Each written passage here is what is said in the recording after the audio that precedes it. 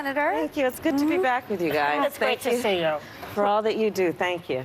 Well, we got a lot to ask you. Yes. So let's get started. Okay, let's get right in We'll get to there. Biden in a moment, but first, let's start with the breaking news. Yeah. Alex Acosta. Yeah. Now, you were a prosecutor. You prosecuted sex crimes back in the day. Yeah. Alex Acosta, who gave this sweetheart deal to Jeffrey Epstein, says this is the best deal he can cut.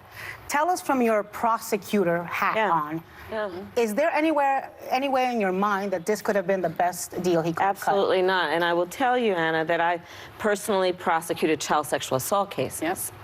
And they are some of the most difficult cases to prosecute. There's no question.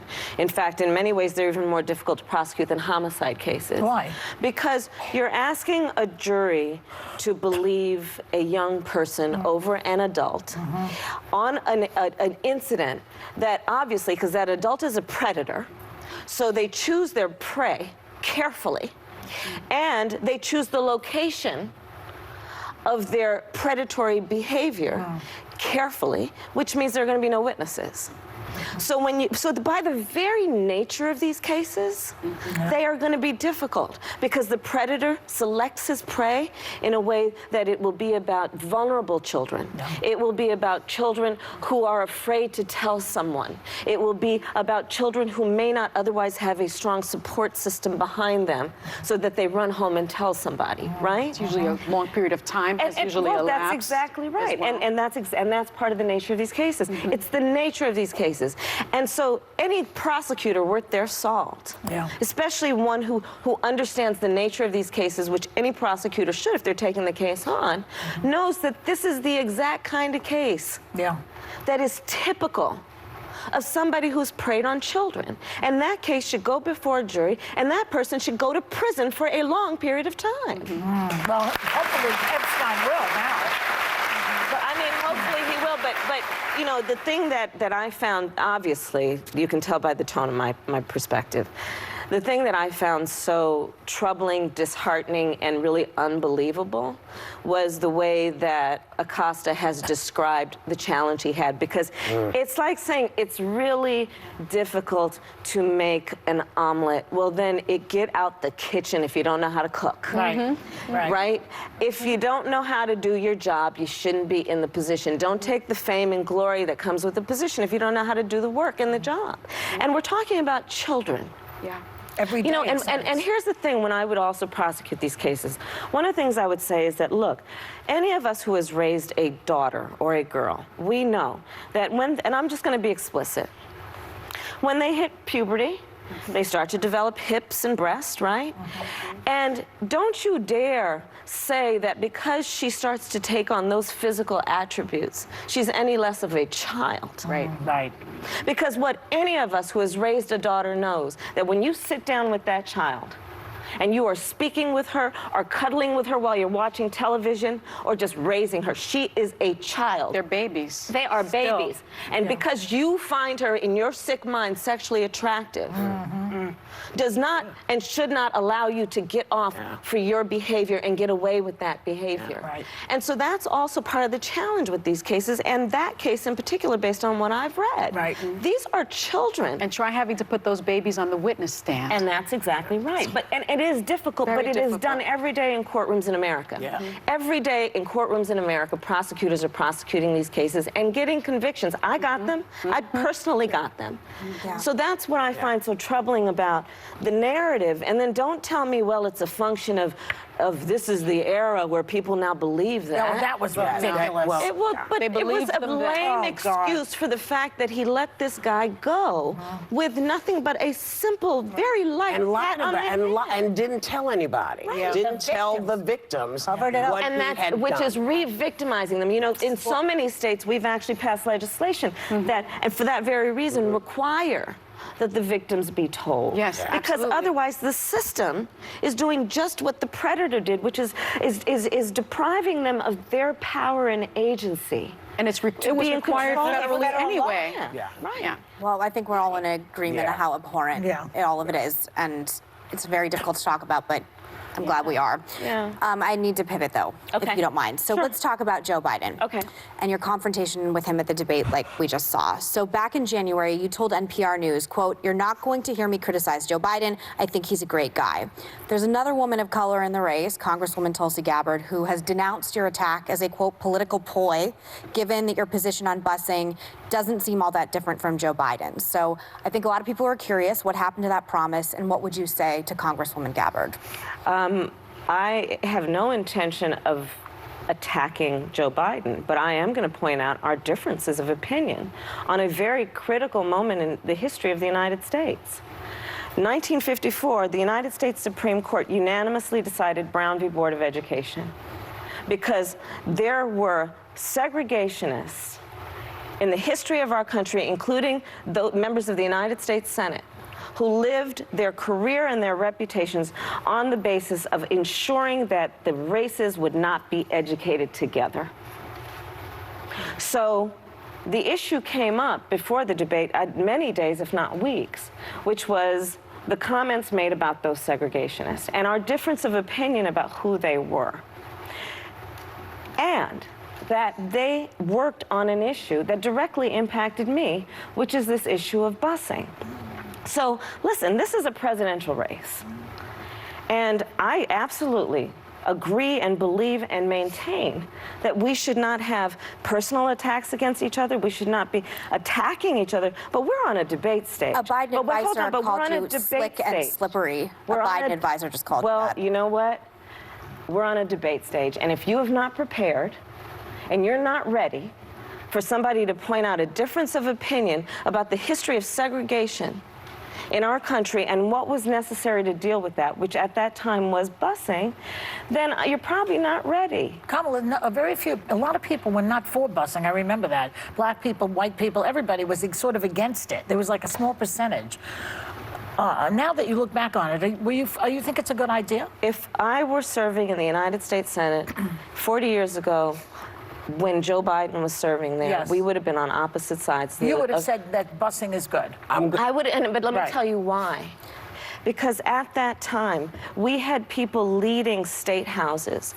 We had people holding very high positions of authority and power in our country who were dead set on the segregation of the races, Yes. on the issue of integration of our public schools. That's why Brown v. Board of Education had to go to the United States Supreme Court. That's why Earl Warren, because this issue was so important, if you read his history, he said, this is such a fundamental issue about fairness in our country that it is critically important the court is unanimous in this decision, because this should not be about politics. It is a core issue of what's right in our country. And so, and why did it have to go to the United States Supreme Court? Because there was violent, and I'm not saying that word casually, I know. violent resistance I remember. to the desegregation of schools. And I think I hear what you're saying. I think some of the criticism was there were T-shirts made immediately, and that your photo was put up, I think, within a few minutes of the statement being said. So I think that's what Congresswoman Gabbard was speaking of. With the I haven't criticism. talked about it, but I just think that on this issue, we disagree, and it should not be characterized as a personal conflict. Right. We disagree. Okay. We'll be right back. Senator. Kamala Harris. No. I'm watching the thing move, and I'm keep waiting for it to say something else. Because I think, Kamala, she's leaving. I don't know what. So She's staying. No. She's Okay. I'll I know now. You'll have me. We'll have you. She is sticking around. We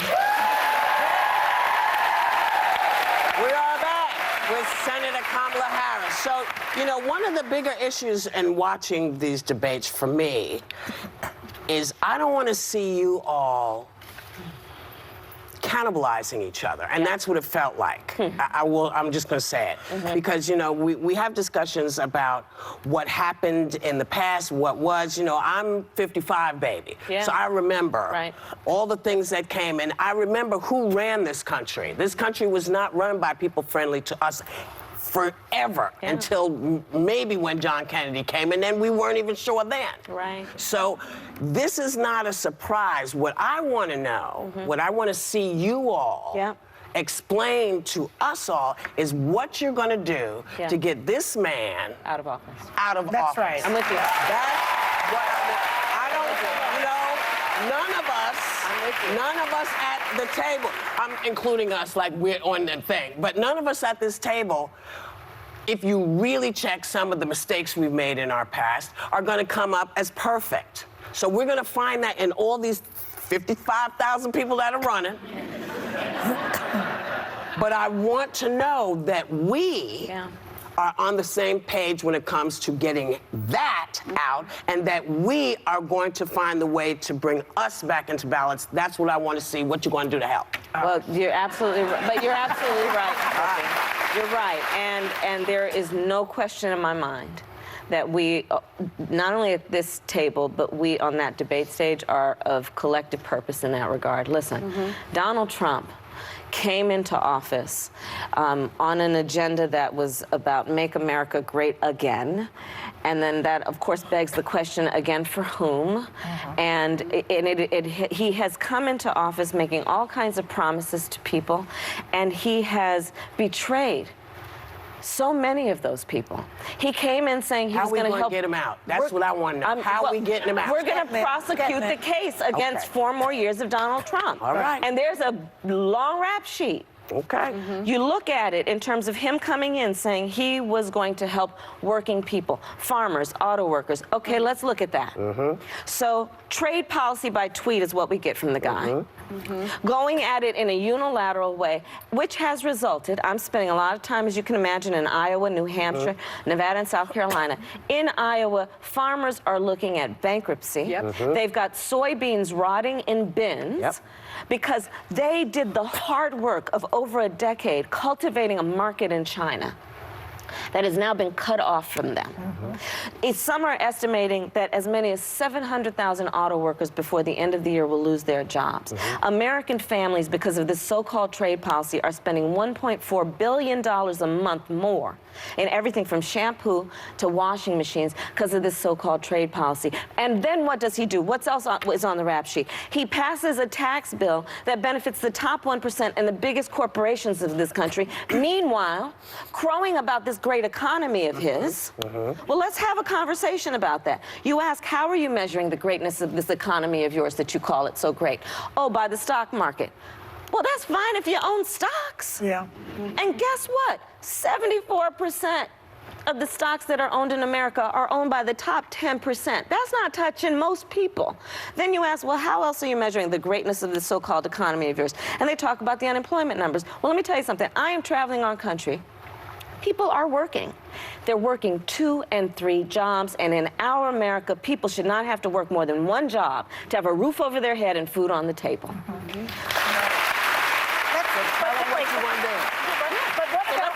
But what about the point that she's making that this infighting is going on in the Democratic Party? I mean, we talk about it, this AOC and this squad against Nancy, and then you and Biden have this thing. Is that hurting the party? Is that going to stop your goal? Is that going to impede your goal of getting him out? Is it really infighting? This is a vetting process, well, isn't it? Is it a vetting process? Let's Well, see why don't what we she let says. Kamala? Yeah. I won't. Well, first of all, I couldn't agree more that this has to be about pointing out what is not working and has not been working over the last couple of years with this administration. And it has to also be, and a very big part of my perspective, is not only, again, prosecuting the case against 4 more years based on the evidence of why it's not working for families and middle-class families, but it also has to be about saying, hey, time to turn the page and write the new chapter. And what does that look like? And it has to be about a vision for America in which everyone can see themselves. That's certainly how I think about it. And my policy priorities are based not on upending markets and transforming the system and all kinds of stuff that may or may not happen, but really about what I call the 3 o'clock in the morning priorities, right? And by that I mean the issues that wake people up at 3 o'clock in the morning. Because I'm going to tell you, when people are thinking about those issues, it is rarely through the lens of the party with which they're registered to vote. Yeah. It is rarely through the lens of some demographic some pollsters put them in. And it's about when they wake up, it's about their health care. It's about can they get a job and keep a job. I have a whole plan that's about education and teacher pay and closing the teacher pay gap. And I can go on and on. I see you pointing at it. Go, come back. We have more with Senator Kamala Harris. We are back with Senator Kamala Harris. All right, so we're going to talk about What are we going to talk about? Twiddly D and Twiddly Dum. Okay. So Twiddly Dum, I mean Donald Trump Jr.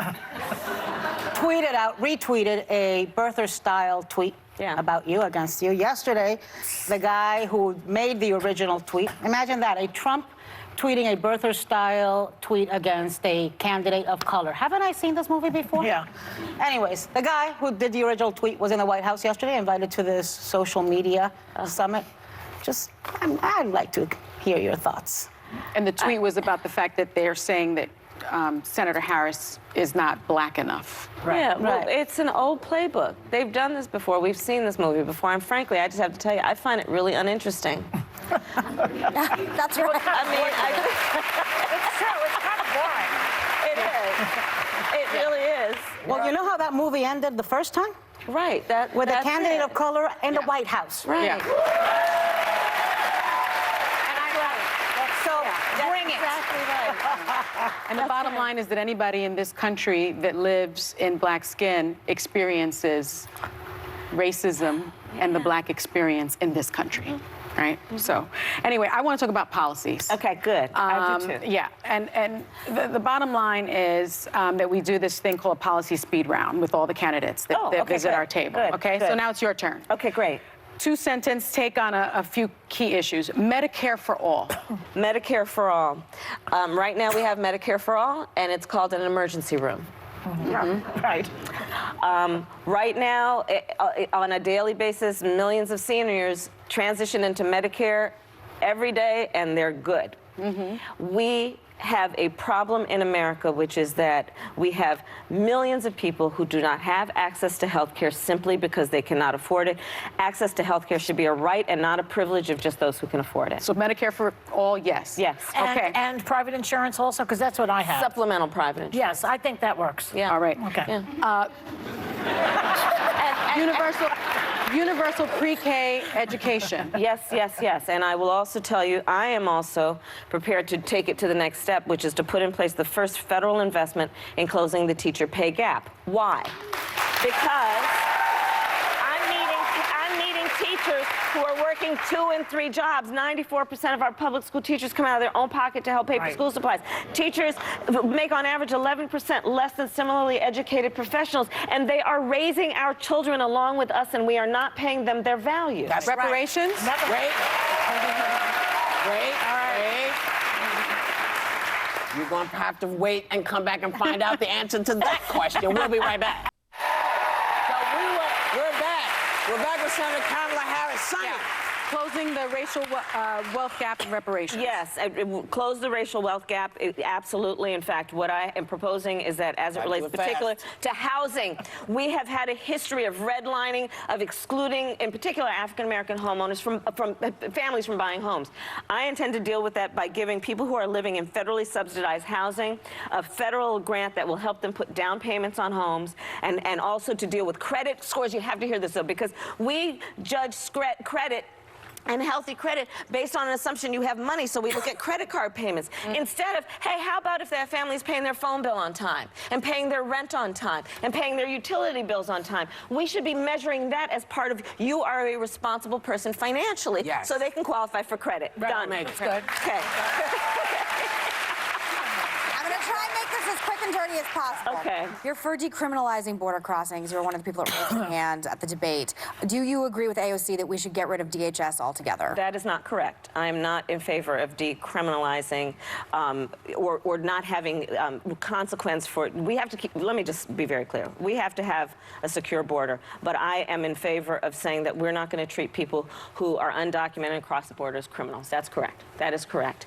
And what we've got to do is we cannot have any more policy like we have under this current president that is about inhumane conduct, that is about putting babies in cages, it is about separating children from their parents. And we have got to have policy that is about passing comprehensive immigration reform with a pathway towards citizenship, shutting down these private detention Clarify this for me, though, because I do find it confusing. I believe if someone crosses over the border, it's it is illegal, and you would decriminalize it. I would not make it a crime punishable by jail. it should be a civil enforcement issue, but not a criminal enforcement issue. Okay. So there should be, you know, you got to play by the rules, but we can't treat people like criminals when they're crossing the border and incarcerate them and separate them I think from their just families. for conservatives, it is a talking point that we think open borders is something the left wants, and you know, I understand that we have a difference of opinion, but I believe in border security. great. I believe in border security. I believe that get we rid of DHS. No, I would not. Right. But we need to restructure and reform it. It's been found actually through federal audits to be one of the most dysfunctional of federal agencies. So we need to deal with it and fix it. But I do not believe in getting rid of it. No. Thank you. Yeah. We did it, quick. Wait. Can we say hello to Douglas Enhoff? Maybe the first dude is a Senator Kamala Harris's husband.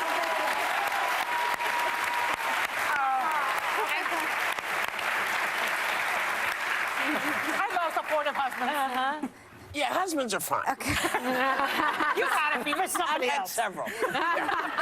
As long as, but they're no longer married to me, so I'm fine. So thanks to Senator Kamala Harris. We will be right back.